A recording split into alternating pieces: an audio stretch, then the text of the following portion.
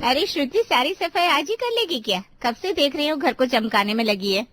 हाँ यार, आज जितना हो सकेगा उतना चमका दूंगी घर, कोई कसर नहीं रहनी चाहिए। पर इतनी सफाई कर किसके लिए रही है? दिवाली को तो अभी पूरे 20 दिन बाकी है। कोई सेलिब्रिटी तो नहीं आ रहा तेरे घर? हाँ मानसी, बस यही समझ ले, या फिर सोच सेलिब्रिटी से भी ऊपर के लोग आ रहे हैं। हैं? ऐसा भी कौन आ रहा है यार, बता तो सही। मेरे सास ससुर आ रहे हैं गांव से, बस उनके ही आने की तैयारी चल रही है। अरे सुनिए तो, जरा बाजार जाकर मम्मी जी पापा जी के लिए बाजरे का आटा तो लेते आइए, वो गेहूं के आटे की रोटियां नहीं खाते ना। अरे ये तो मैं भूल ही गया था, रुको अभी लेकर आता हूँ, और मम्मी के फेवरेट रसगुल्ले भी ले आता हूँ। अरे जल्दी कीजिए। वैसे अच्छा है श्रुति, तेरे सास ससुर आ रहे हैं, मेरी मम्मी जी को भी कंपनी मिल जाएगी। हाँ वो तो देखते हैं इन लोगों की आपस में कैसी जमेगी। चल अब तू जल्दी जल्दी अपना काम खत्म कर ले, मैं भी जाती हूँ, नाश्ता बनाना है। अच्छा अच्छा चल ठीक है। इस तरह श्रुति से बात करके मानसी अपने घर आ गई और नाश्ता बनाने लगी। मानसी और श्रुति एक ही फ्लोर पर रहते थे और उनके फ्लैट भी आमने सामने थे, इसीलिए बातचीत और आना जाना लगा रहता था। शाम को निखिल सावित्री और विमल को लेकर अपने बिल्डिंग के नीचे पहुंचा। मम्मी पापा, मैं इस बिल्डिंग के 15वें माले पर रहता हूँ, चलिए घर चलते हैं। अरे इतनी ऊपर घर लेने की क्या जरूरत है, हम तो चढ़ते चढ़ते रास्ते में ही भगवान को प्यारे हो जाएंगे। अरे हाँ, ये तो आसमान छूने जैसा है, इतनी ऊंचाई पर कौन रहता है भला। मम्मी चिंता मत करो, हम लिफ्ट से जाएंगे। लिफ्ट? वो क्या भला है भाई? लिफ्ट मतलब वो छोटा सा कमरा जैसा होता है, उसमें खड़े हो जाओ, बटन दबाओ और सीधे ऊपर पहुंच जाओ। अरे वाह, ये तो बढ़िया चीज है, हमारे गांव में होती तो बटन दबाते ही सीधे खेत पर पहुंच जाते, कितना मजा आता। अब निखिल ने सावित्री और विमल को लिफ्ट में चढ़ाया। जैसे ही दरवाजा बंद हुआ, सावित्री ने एकदम हड़बड़ाकर कहा, अरे रे कहीं ये कमरा गिर ना जाए नीचे। अरे मम्मी डरने की जरूरत नहीं है, ये बस ऊपर नीचे करने की मशीन है।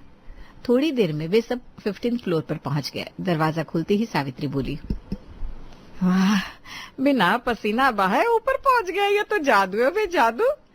सावित्री और विमल जैसे ही अंदर गए, श्रुति ने उनके पैर छुए। तभी मानसी और गंगा भी उनसे मिलने आए। नमस्ते बहन जी, नमस्ते भाई साहब। श्रुति बेटा, ये कौन है, तुम्हारे मायके वाले आए हुए हैं क्या? नहीं मम्मी जी, ये हमारे पड़ोसी हैं, ये गंगा आंटी, ये इनकी बहू और मेरी फ्रेंड मानसी। ओहो, तो पड़ोसी है भाई, पड़ोसी भी तो अपने परिवार जैसे होते हैं। बेटा मानसी, ये क्या, तुमने सलवार सूट पहन रखी है? बेटा घर की बहू तो साड़ी में ही अच्छी लगती है, देख श्रुति को कैसे उसने माथे पर पल्लू लेकर साड़ी पहन रखी है। अब तू अपनी है इसलिए बोल रही हूँ, हाँ, साड़ी पहना कर बेटा। लो जी, इन्होंने तो आते ही फरमान जारी कर दिया। ये तो मेरी सास ने भी मुझसे कभी नहीं कहा, और इन्हें लगता है उनकी बहू यहाँ रोज ऐसे करती है। और इन्हें कौन समझाए, ये सब तो इसने आपके आने के लिए किया है, वरना ये भी मेरी तरह ही रहती है। अच्छा, आप लोग अब आराम करिए, सफर से बड़े थक गए होंगे, बाद में मिलते हैं, कभी आइएगा हमारे घर चाय पीने। अरे हाँ बहन जी, अब तो आना जाना लगा रहेगा, आखिर पड़ोसियों का घर भी तो अपना ही होता है। ठीक है, अभी हम चलते हैं, चल बेटा मानसी, बाद में आएंगे। इस तरह सावित्री और विमल से मिलकर गंगा और मानसी अपने घर चले गए। अगले दिन सुबह सुबह डोरबेल बजी। श्रुति किचन में थी, हॉल में सावित्री और विमल बैठे थे। उन्होंने दरवाजा खोला। हाँ बेटा, कौन हो? अंकल जी, मैं डिलीवरी बॉय हूँ, आपका सामान देने आया हूँ, ये लीजिए सामान।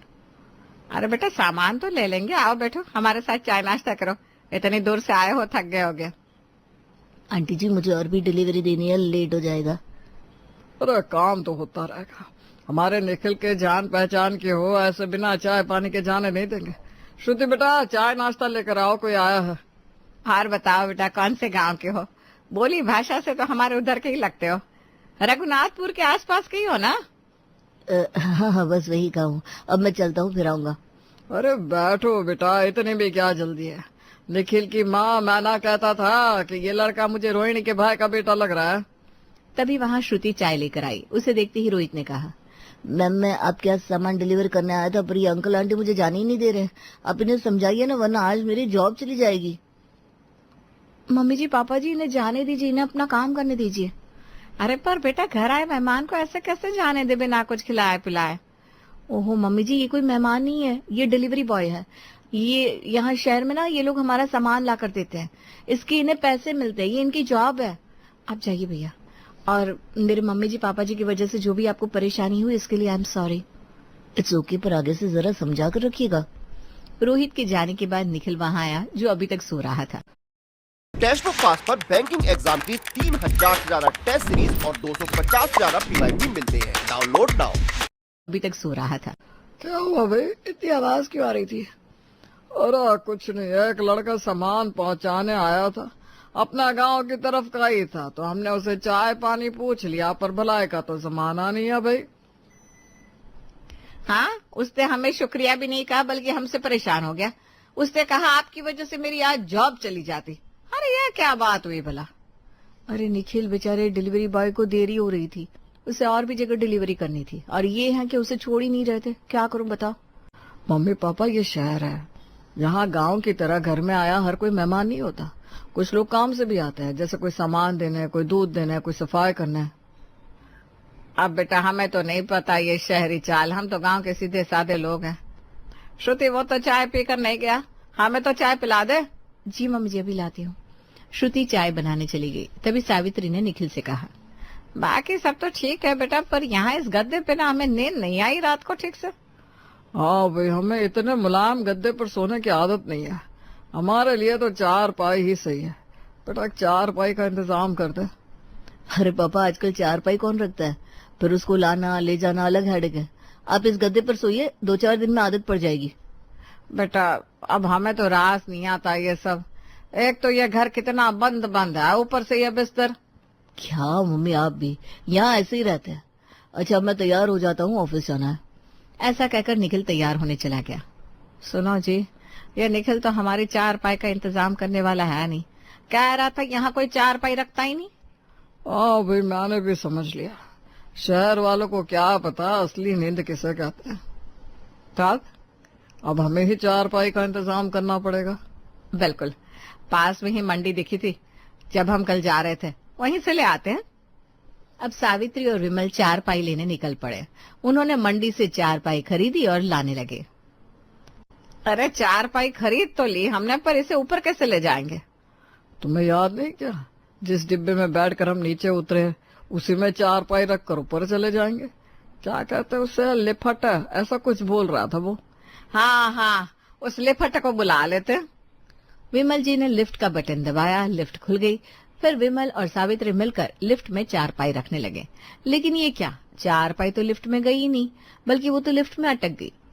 तभी उन्होंने देखा राहुल वहां से जा रहा है, तो उन्होंने राहुल को आवाज दी, राहुल बेटा, ए राहुल बेटा, तुम गंगा बहन के बेटे हो ना? हाँ आंटी, क्या हुआ, कोई काम था क्या? अरे बेटा ये 4 पाई हमारे लिफ्ट में अटक गई है, जरा निकाल दो ना। अरे पर 4 पाई की क्या जरूरत थी आपको? निखिल के घर में एक्स्ट्रा बेड नहीं है, हमसे कह देता वो। अरे नहीं नहीं बेटा, वो बात नहीं है। असल में क्या है ना, हमें उस गद्दे पर नींद नहीं आती है, तो हमने सोचा क्यों ना हम अपने लिए 4 पाई ही ले आए। अब निखिल के पास तो आना जाना लगा ही रहेगा, तो ये 4 पाई हमारे लिए यहाँ रह जाएगी। अच्छा रुकिए, मैं निकाल देता हूँ। ऐसा कहकर राहुल ने वॉचमैन को बुलाया और उसकी हेल्प से 4 पाई को लिफ्ट से निकाल दिया। ये लीजिए आपकी 4 पाई, पर अब आप इसे ऊपर कैसे लेकर जाएंगे? लिफ्ट से तो ये जाएगी नहीं। अरे तुम हो ना बेटा, तुम हमारी इतनी तो मदद करोगे ही, आखिर पड़ोसी ही पड़ोसी के काम आते हैं। और फिर हमारे लिए जैसा निखिल वैसे तुम। अरे आंटी, मुझे ऑफिस जाना है और फिर सीढ़ियों से 15th फ्लोर तक मैं नहीं चढ़ पाऊंगा। अरे हट्टे कट्टे जवान हो, अभी तुमसे क्यों नहीं होगा? तुम्हारी उम्र में हम एक गांव से दूसरे गांव पैदल चल जाया करते थे। अच्छा पूरा नहीं, बस 2-4 तल्ले तक तो छोड़ दो। ठीक है, 2 तल्ले चढ़वा देता हूँ, इसके अलावा और कोई चारा भी तो नहीं है। ये हुई ना बात। तुम एक काम करो, वॉचमैन भैया को साथ ले लो, 2 तल्ले तक हमें छोड़ दो, हम लिफ्ट में 2 तल्ले तक जाते हैं। अब बुढ़ापे में मुझसे भी सीढ़ियां नहीं चढ़ी जाती ना। इस तरह राहुल वॉचमैन भैया की हेल्प से 2 तल्ले तक 4 पाई लेकर पहुंचा। सावित्री और विमल भी लिफ्ट से वहां पहुंचे। बस अंकल आंटी, मैं और नहीं चढ़ सकता और मुझे ऑफिस भी जाना है, लेट हो रहा है। अरे तू क्या हमारे लिए एक दिन ऑफिस भी नहीं छोड़ सकता बेटा? इस बुढ़ापे में हमें यहाँ पर अकेले छोड़ कर चला जाएगा? अंकल वो मुझसे इतनी सीढ़ियां नहीं चढ़ी जाएगी। अरे बेटा कोशिश तो कर, हम भी तो तेरे पीछे पीछे आ रहे हैं ना, सब हो जाएगा। अरे सुनो बेटा, कहाँ जा रहे हो? जरा राहुल भैया की मदद तो कर दो, ऊपर जाना है। फिर कहाँ जाना है? बस बेटा थोड़ी ऊपर जाना है, ये 4 पाई ना लिफ्ट से जा नहीं रही, तो तुम थोड़ी हेल्प कर दो। अरे बेटा, बड़ों की तो हेल्प करनी चाहिए। ठीक है, मैं पकड़ लेता हूँ। राहुल भैया, आप सामने से पकड़िए। और इस तरह सबको समझाते बुझाते आखिर में विमल और सावित्री अपनी चारपाई के साथ 15th फ्लोर पर पहुंच गए। हाँ, पहुंचाने वाले राहुल और संकी थे, जो बुरी तरह हाँफ रहे थे। हाँफते हुए लिफ्ट के पास से राहुल ने मानसी को आवाज लगाई। मानसी, पानी पिलाओ। मानसी भाग कर आई। अरे क्या हो राहुल, आप इतने हाफ क्यों रहे? तबीयत तो ठीक है ना आपकी? और ये लड़का कौन है? अरे यार, ये संकी है, उसने आज मेरी बड़ी हेल्प कर दी। थैंक यू यार। राहुल भैया, अगली बार कभी ऐसी हेल्प मत मांगिएगा, नहीं तो मैं ऊपर चढ़ते चढ़ते ऊपर ही चला जाऊंगा। चलो चलता हूँ, बाय। Bye bye. संकी चला गया। तब तक श्रुति और निखिल भी वहां आ गए थे। अरे क्या हुआ राहुल, इतने परेशान क्यों? अरे ये आजकल के बच्चे छोटी मोटी मेहनत करते ही थक जाते हैं। अब ये राहुल भी मेरा निखिल जैसा है, इसलिए मैंने अपना काम कह दिया, पर देखो इसकी शक्ल पर तो 12 बज गए। हाँ बेटा राहुल, थोड़ा घी दूध खाया करो, शरीर में ताकत लाओ। सिर्फ 15 तल्ले तक चारपाई उठाकर लाने में तुम इतना थक गए? मतलब राहुल 15th फ्लोर तक चढ़कर आया है, और वो भी ये चारपाई उठाकर? हे भगवान, इन्होंने यहाँ की सीढ़ियाँ इतने दिनों के बाद पहली बार देखी होगी। अरे हमारे जमाने में हम इस उम्र में कितना पेड़ पर चढ़ते थे, खेतों में काम करते थे, और तुम बस इतनी सी चढ़ाई में थक जाते हो। ये सब तुम्हारे काम न करने का नतीजा है। मैं तो कहती हूँ निखिल और राहुल, तुम दोनों कल से रोज एक बार सीढ़ी चढ़ना और उतरना। आंटी, ये सब निखिल से करवाइए, मुझे माफ करिए। मैं तो आज के बाद कभी सीढ़ी से ही नहीं जाऊंगा। मेरे पैर का, मैं तो ऑफिस जाने के लायक भी नहीं हूँ। निखिल भैया, चारपाई तुम अपने घर तक ले जाओ। चलिए राहुल, मैं आपको कमरे तक ले चलती हूँ। मानसी राहुल का हाथ पकड़कर उसे घर में ले गई। इधर निखिल करता भी क्या, अब विमल और सावित्री जब चारपाई इतनी दूर ला चुके थे तो उसने भी चुपचाप चारपाई घर में जाकर डाल दी। सावित्री और विमल आराम से अब अपनी चारपाई पर आराम करते और रोज के अपने कामों से श्रुति, निखिल, साथ में अपने पड़ोसियों को रोज रोज परेशान करते। एक दिन सावित्री ने गंगा के यहाँ आकर कहा, गंगा बहन, घर पे हो क्या? अरे आओ बहन, कैसे आना हुआ? गंगा बहन, कल हमारे निखिल का बर्थडे है। अब हम गांव से आए हैं तो सोचा इस बार इसे यहीं शहर में अच्छे से मनाएं। तो मैंने सोचा सबसे पहले तो तुम्हें ही न्योता दूं, तुम तो हमारी पहली पड़ोसन हो। अरे वाह बहन, ये तो बहुत अच्छी बात है। तो पक्का आना। मैंने बिल्डिंग के और लोगों को भी बुलाया है। अब देखो गांव में तो हम हर शुभ काम पर ना पूरे मोहल्ले को बुलाते हैं, तो वही परंपरा यहाँ भी निभाएंगे। हाँ बहन, जरूर आएंगे, मैं मानसी को कह दूंगी।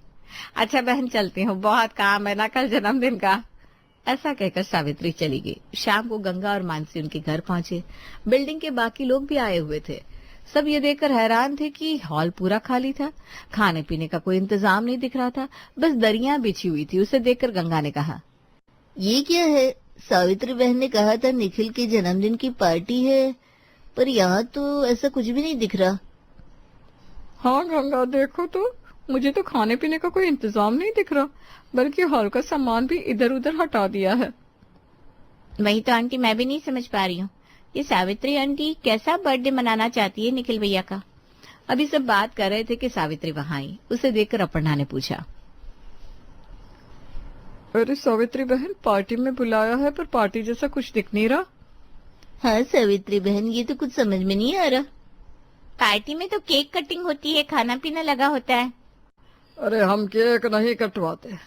ये रहा हमारा निखिल, बस सब निखिल को आशीर्वाद दीजिए और ये नीचे लगी दरियों पर बैठ जाइए। सब साथ में नीचे बैठकर खाना खाएंगे तो आनंद ही अलग होगा। पार्टी में आकर इतनी अच्छी अच्छी साड़ियाँ पहनकर हम नीचे बैठकर खाना खाएंगे? हाँ, हमारे गांव में तो ऐसा ही होता है। चलिए आइए आइए, बैठिए बैठिए। अरे श्रुति, ये सब क्या चल रहा है? ये अपार्टमेंट में किसी की पार्टी में देखा है क्या नीचे बैठकर खिलाते? अरे नाक कट जाएगी तुम लोगों की। अब क्या बताऊं मानसी, हमने तो बहुत समझाया मम्मी जी पापा जी को, पर वो लोग माने ही नहीं। अब उन्हें जैसा ठीक लग रहा है करने दो, क्या कर सकते हैं। अब सिटी मॉल के साथ मनाइए ये त्योहार सीजन और भी खास। 1 किलो चीनी केवल 29 रुपए में। नहीं, अब उन्हें जैसा ठीक लग रहा है करने दो, क्या कर सकते हैं। अरे आइए आइए सब, ये जो दरिया बिछी हुई है उस पर बैठिए सब। आओ मानसी बेटा, तुम भी बैठो। श्रुति, सबके लिए प्लेट्स लगाओ बेटा। अब सारे मेहमानों को जबरदस्ती विमल और सावित्री ने नीचे दरी पर बिठा दिया। फिर प्लेट लगाई सबके आगे। ये लीजिए, खाइए, शर्माइएगा नहीं, अपना ही घर समझिएगा। ये क्या, पूरी सब्जी? अब क्या कहें, मम्मी पापा का बड़ा मन था सबको पूरी सब्जी खिलाई जाए। एक्चुअली गांव में ना इसी तरह से पार्टी होती है। हे भगवान, ये कैसी पार्टी है? आजकल पूरी सब्जी कौन खिलाता है पार्टी में? अरे noodles, paneer tikka, pasta, pizza, cake, कितना कुछ है खाने के लिए। अरे बेटा, ये लो पुलाव भी है, पनीर की सब्जी के साथ पुलाव खाओ, बहुत मजा आएगा। ये सब तो ठीक है, पर पुलाव खाने के लिए चम्मच तो दीजिए। जी अभी लाती हूँ। ना ना बेटा, चम्मच का क्या होगा? हाँ, खाना खाने का असली मजा हाथों से है। अरे हाथ से खाइए, मजा आएगा। अब सावित्री और विमल के इतना कहने पर सबने हाथ से नीचे बैठकर खाना खाया। पहले पहले तो सबको थोड़ा अजीब लगा, लेकिन बाद में खाना खाने में उन्हें बड़ा मजा आया। खाना खाने के बाद मानसी ने कहा, खाना सच में बहुत टेस्टी था। आज आपने ना बचपन की याद दिला दी। बचपन में मम्मी ऐसे ही आलू पूरी बनाती थी। आज कितने दिनों बाद ऐसे आलू की सब्जी पूरी खाई है। हाँ, ऐसे जमीन में बैठकर खाना इतना भी बुरा नहीं था। कभी कभी तो खाया जा सकता है, इसका भी अपना अलग मजा है। हाँ सावित्री बहन, निखिल का बर्थडे तो याद रहेगा। अब तो हम भी कभी कभी ऐसी पार्टी कर लिया करेंगे अपने बिल्डिंग में, सब साथ में बैठकर खाएंगे, कितना अच्छा लगता है। अरे हमारे गांव में तो ऐसे ही खाते हैं, ऐसी ही दावत होती है। मुझे तो पता नहीं शहर में कैसी पार्टी होती है। कभी बुलाओ अपनी शहर की पार्टी में। जैसे आप सबको हमारे गांव की पार्टी में आनंद आया, वैसे हमें भी शहर की पार्टी का मजा लेने दो। हाँ हाँ, क्यों नहीं। 4 दिन बाद मेरे यहाँ पार्टी है, आप सबको आना है।